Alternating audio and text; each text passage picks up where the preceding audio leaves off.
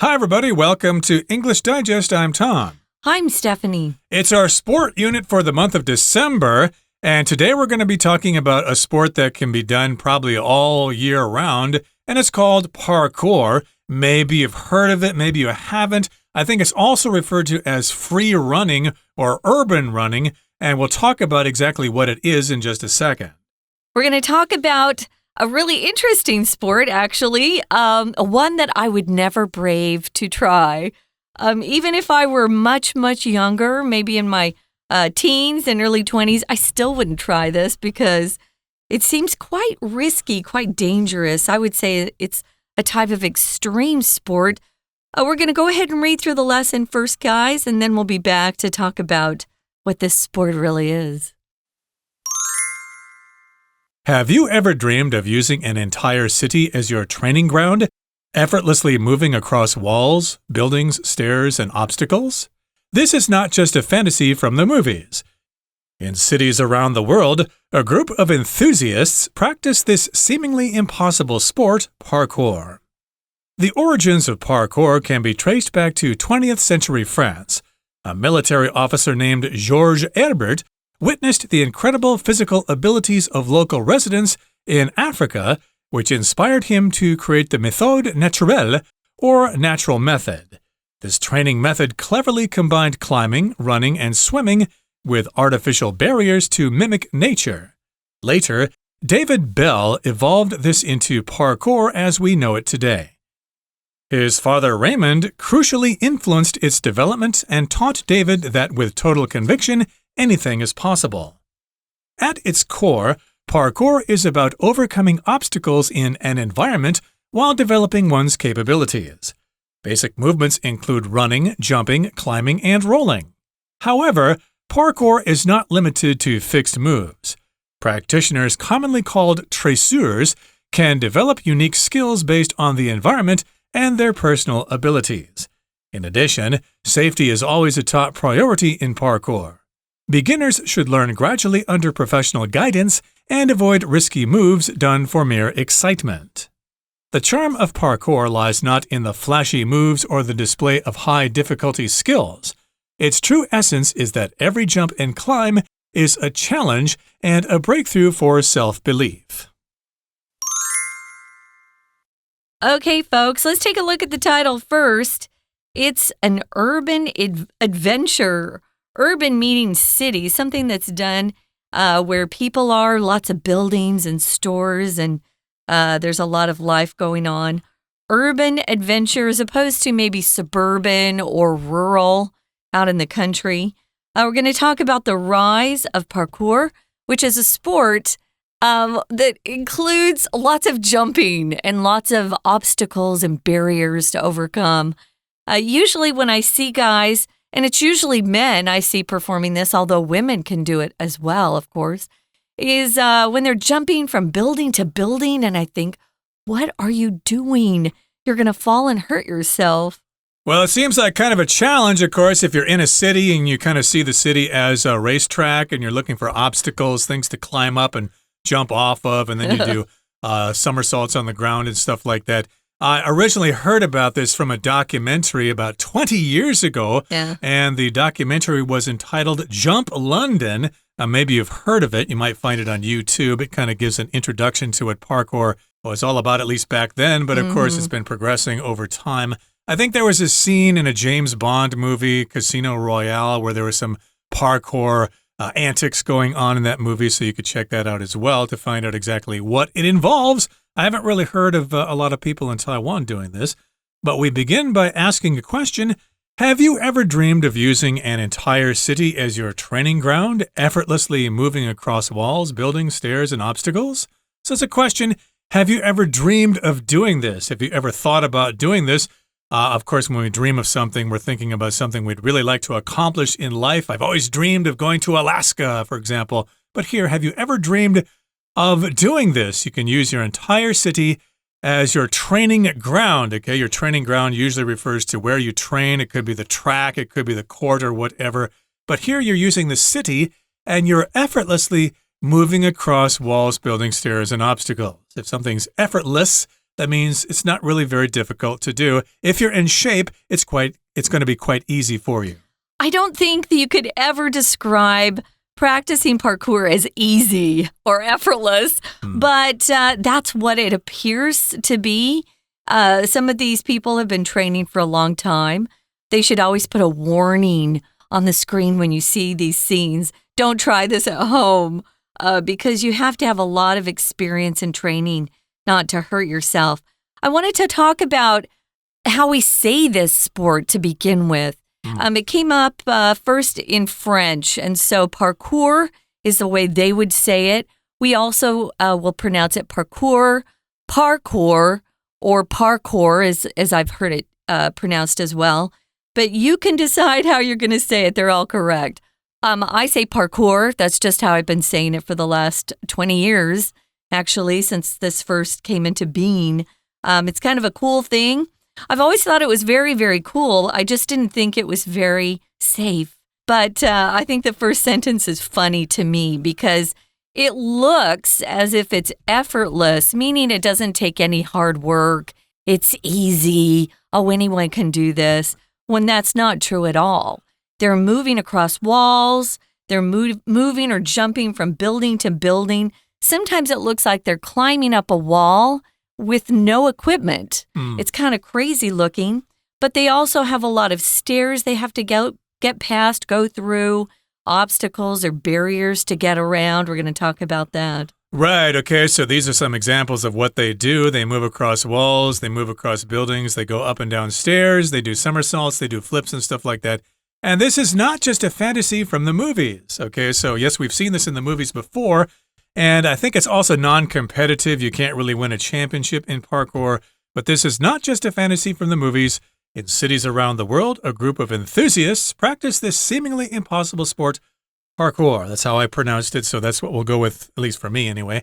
And yes, it's probably practiced in cities, mostly in Europe, I imagine, but you could probably do it in Tokyo, and I don't know about Taipei. You might get run over if you try to do it here, but the origins of parkour can be traced back to 20th century France. So here we're talking about where it comes from. We're talking about the origins, and here we've got a phrase, to be traced back to.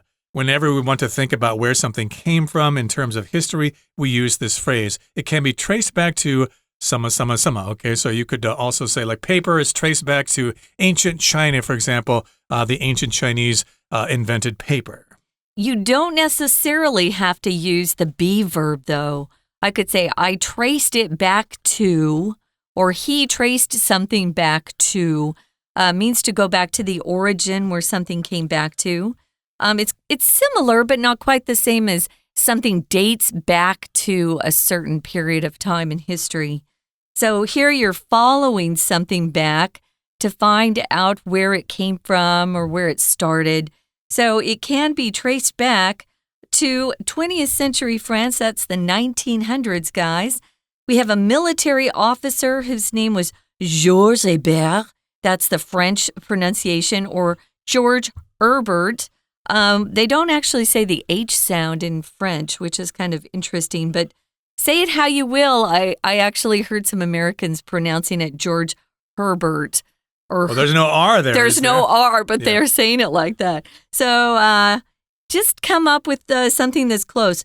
Georges Hébert, he witnessed or saw for himself with his own eyes the incredible physical abilities of local residents in Africa and the things they could do with just their bodies and natural obstacles in nature.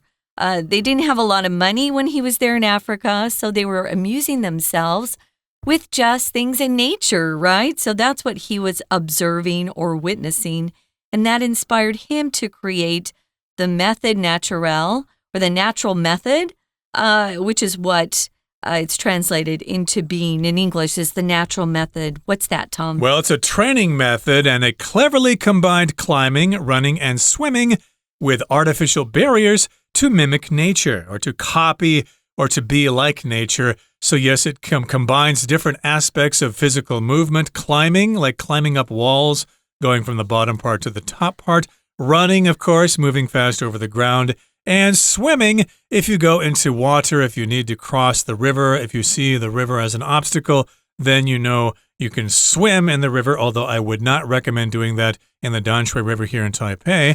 But in any case here, yes, you could do this. So these are different ways to train yourself. I didn't hear about the swimming part before when I learned about parkour in the beginning, but I suppose you could incorporate that as part of your training. And yes, indeed, you use these artificial barriers to mimic nature. Artificial means they're made by people, so there'll be barriers like buildings, fences, things like that.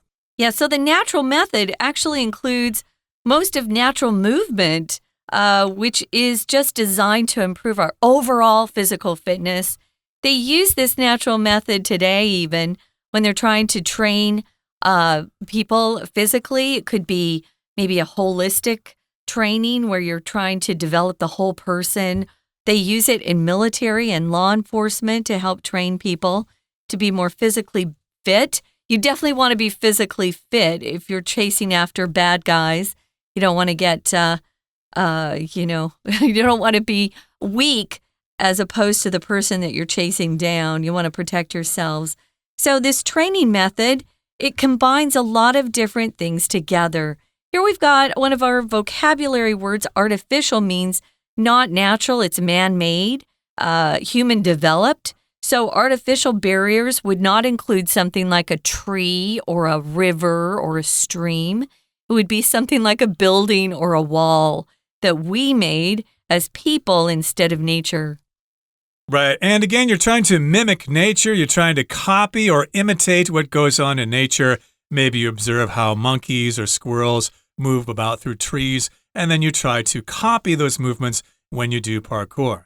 Now, later, David Bell evolved this into parkour as we know it today. So here we've got David Bell, and then we've got his father, Raymond, and he crucially influenced its development and taught David that with total conviction, anything is possible. So here we got a father and son team going on. And David Bell, of course, is the son, and of course, he kind of developed parkour. And then his father, whose name is Raymond, crucially influenced its development. He was crucial, he was important, he was key. He influenced the development of parkour, and he taught his son David this, that he should have total conviction, be totally committed to this particular art form that you've developed. And if you have that conviction, anything is possible, and the rest is history. Right now, we're going to take a break and listen to our Chinese teacher. 听众朋友大家好，我是安娜。我们今天要带大家来看一个运动，叫做跑酷。哇，这个跑酷啊，如果你有看过影片的话，这是跑酷的人真的太厉害了。好，那跑酷是什么样的运动呢？基本上啊，它就是把整个城市当做一个大训练场，而且轻松的在墙壁啊、建筑物啊、楼梯啊、障碍物之间自由的穿梭。其实在第一段当中啊，我们一开始就用问句来问读者 Have you ever dreamed of？ 你曾经有梦想过这样子的一个状况吗？当然，我们在文章当中啊，第一段的第一句特别的重要。为什么？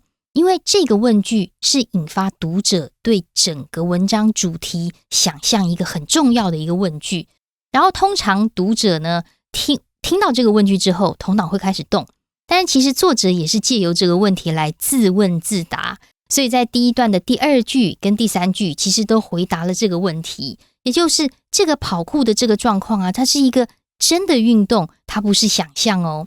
不过呢，我们在这一篇文章当中是设计成综合测验克漏字，所以我们接下来在第一段第二句这个地方出现了第一题。如果我们根据上下文文意的推论，尤其是克漏字啊，有时候我们还要看一下后面那一句话。比如说在第三句的地方，如果我们在第三句已经看到似乎是不可能任务的这种 sport 这个运动，真的有一群人在 practice 在做 do 的话，那表示回过头来第二句也就是第一题 This is not just a fantasy， 这不是我们的幻想哦。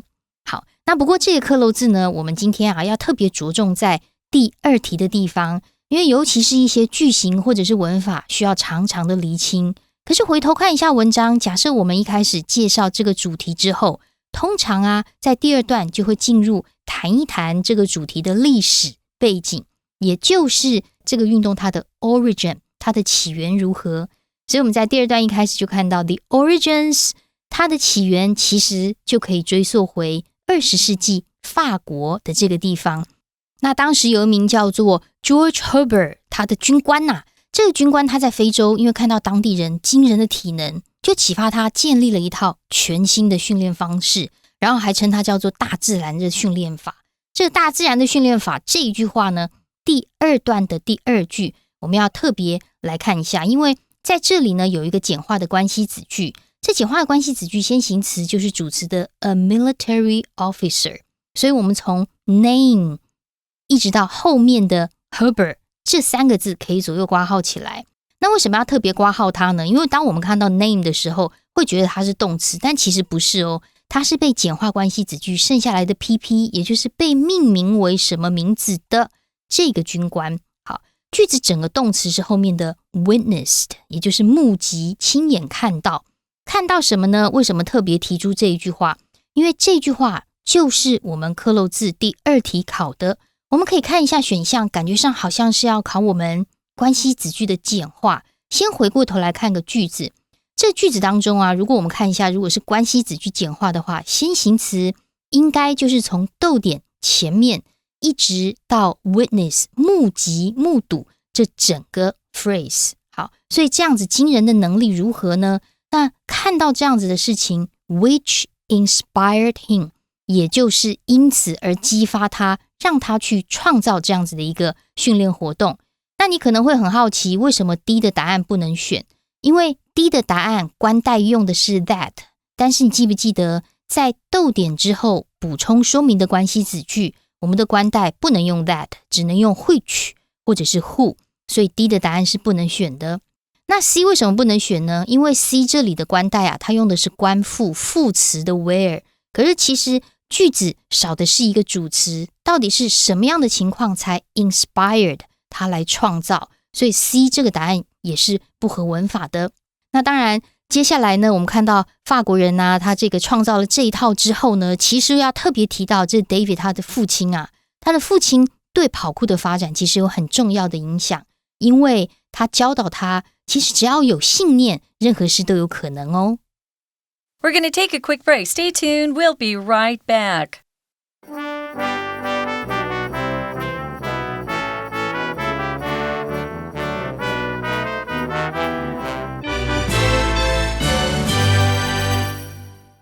Welcome back, guys. We are talking about the rise of parkour, a sport that was kind of developed more recently than some things like running and tennis even. This has developed more recently, but its history can be traced back to 20th century France, which is the 19th century. I think that's a little tricky. You just have to keep your numbers straight there. And it came from a military officer who had been stationed in Africa at the time. His name was Georges Hébert, and he witnessed the incredible physical abilities of the local residents, people there in Africa, the Africans themselves. And he was inspired to create a training method now referred to as the natural method. And it includes combining just natural activities that the human body can aspire to. That's climbing and running and swimming. And then to use artificial barriers to mimic nature.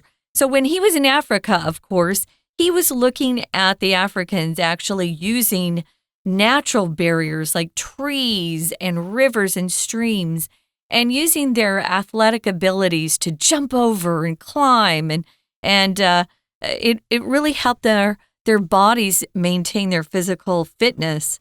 So he then took those sorts of moves and he said, hey, we can use these athletic abilities and then train with artificial barriers or obstacles like walls and parks that we have and different stairs and buildings. You can see kids outside sometimes who are training, and they'll be using a lot of these artificial barriers to really to exercise their muscles.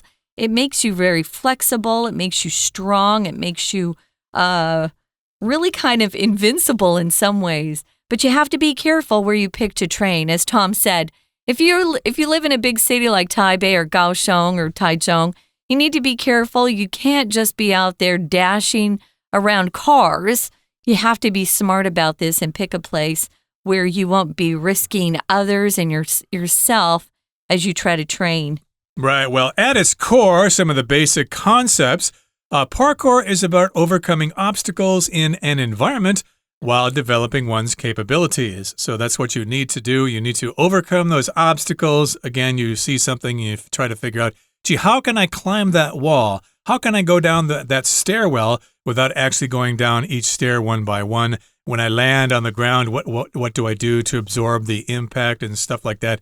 And yes, that's the basic idea of parkour. That's what it's at the core here.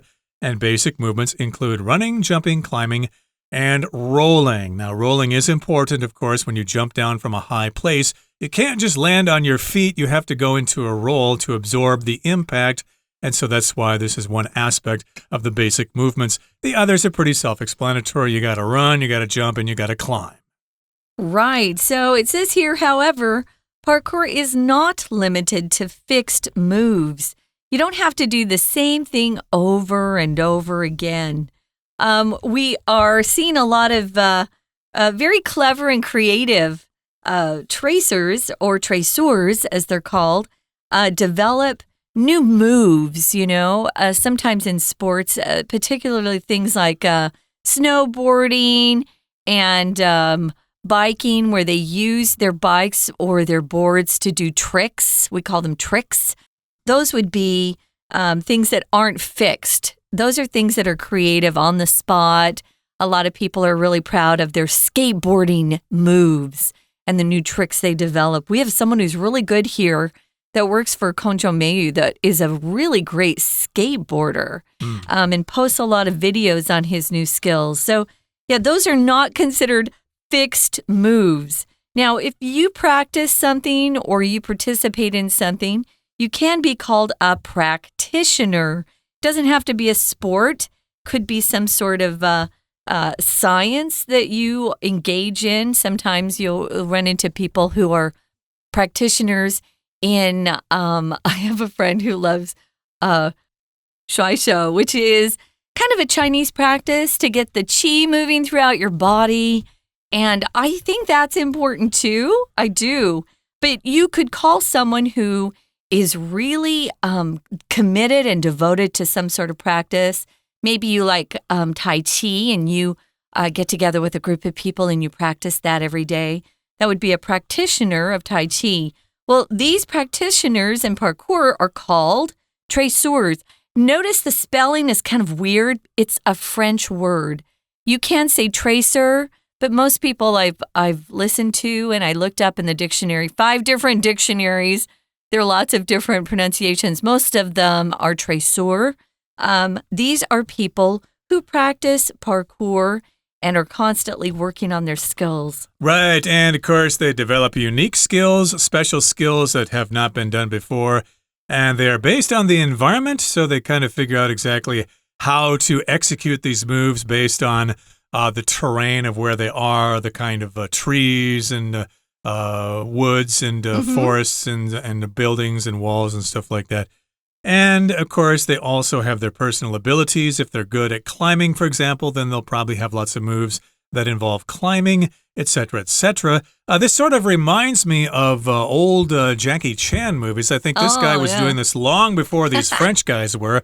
He's doing quite a lot of moves in his movies there. And I also think that a form of parkour existed in ancient China, for example. I think they were doing that centuries before these snobby French people came up with this idea. But still, this is kind of a modern take on urban free running.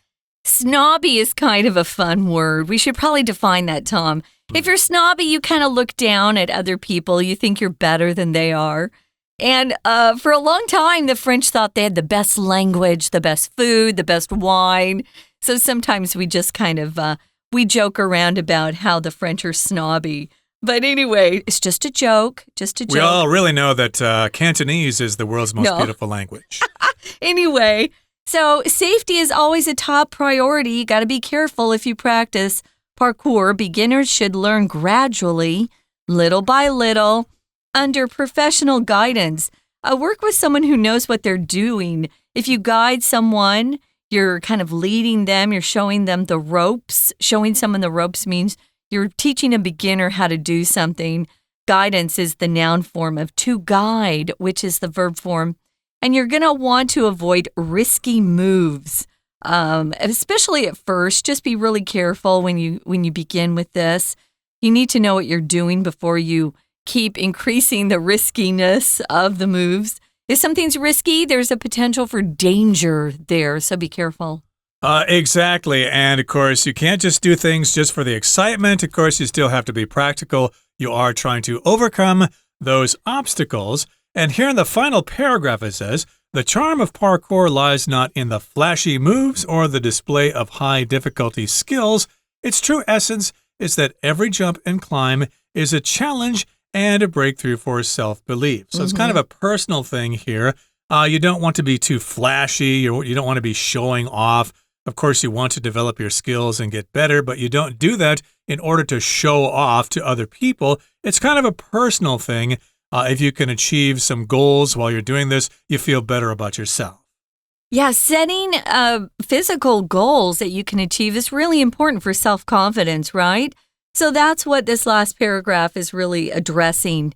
This isn't about competing with other people or showing off how cool you look when you do parkour. It's trying to just increase the level of your skill so that you can show to yourself, prove to yourself that you can do these things.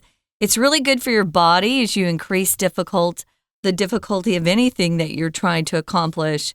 I fast walk in the morning and at night. And so I try to increase the speed at which I walk. It helps me get my heart rate up. So whatever you're doing, maybe you lift weights. You want to increase the weight of those weights so that you build your muscles. Whatever you're doing, it helps you have more self-belief. Believe in yourself and what you can achieve. Right now, guys, it's time to take a few minutes, listen to our Chinese teacher, and then we'll be back to wrap up.